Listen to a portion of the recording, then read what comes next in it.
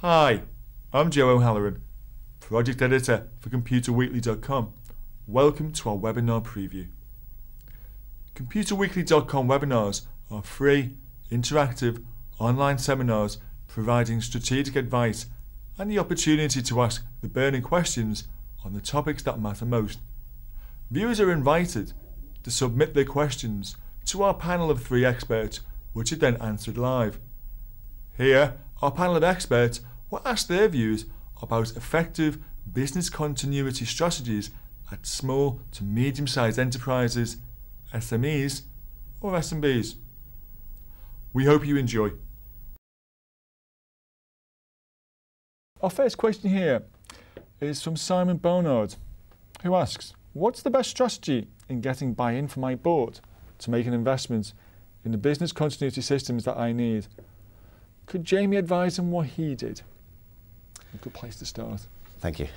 Yes, it's very important to get board level interest, and Robin touched on some aspects of different types of things that can interfere with your business continuity. It doesn't have to be a major disaster.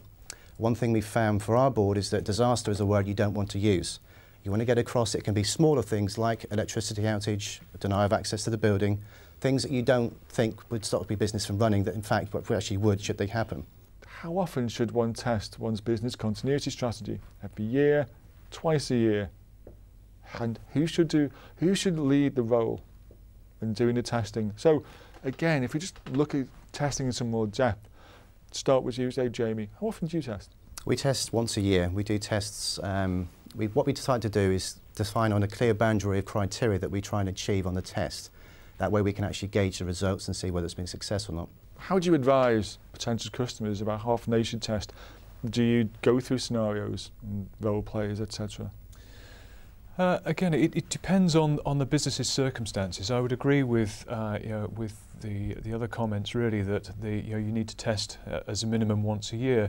However, that once a year test is a full end-to-end test. And people will often confuse component tests with an end-to-end test, and so they'll think that, for example, if you've restored your tape backup to your email server, then that's an email DR test, and it's just not. How do you persuade key personnel to take part in planned tests at weekends? Very good question. We've not managed. How many strategies did you put in, by the way? We actually haven't decided to try and get them to do weekend testing. It just doesn't go down very well at all. And also here we have a question from Michael Fitzsimmons, who asks, really, why the focus on IT? And surely the starting point is business needs and requirements. And why are these strategies and consequent plans so distinct from normal business processes? We certainly would agree that business continuity has to be ultimately owned by the business. The business impact analysis and risk assessment that I spoke about as being first steps to trying to work out what's right and appropriate, we'll start by looking at the key business processes to understand what those critical value-adding activities are for the organisation. So it really does have to start with the business. Thank you. Keep the questions coming in. How appropriate would it be to use a third party to supplier to manage my business continuity requirements? As a complementary question, Barry Prescott asks, are there feasible or sensible limits in sharing company sensitive data with an external company? Isn't security a concern? Are there any SLAs that you can agree upon? I'll kick this off with Jamie about third-party suppliers. What's been your strategy so far? We're a pharmaceutical company, so obviously we're very sensitive with confidential data, and some of our regulatory requirements are that data has to be held securely.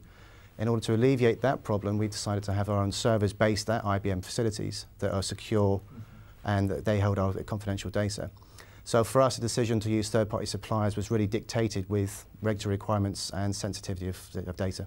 Third-party suppliers, managed services, hosted services. Is this becoming a trend? It is. You do have to be careful. When we last looked at this, at the end of the 1990s with the ASP model, there were too many that crashed and burned.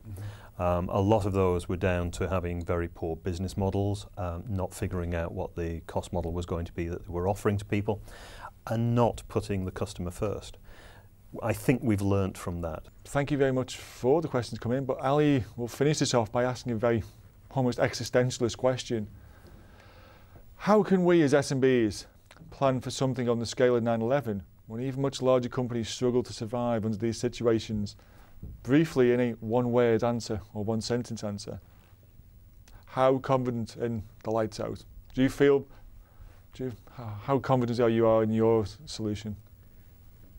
The one thing that the Buncefield disaster taught us was that you can't plan for every single contingency.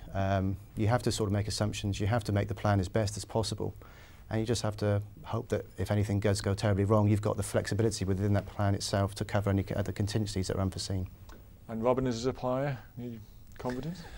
I think if you undertake that risk assessment, and work out, whether or not you really are facing something like 9/11 as your most probable worst case scenario, then you may find that that's not actually what you need to plan for.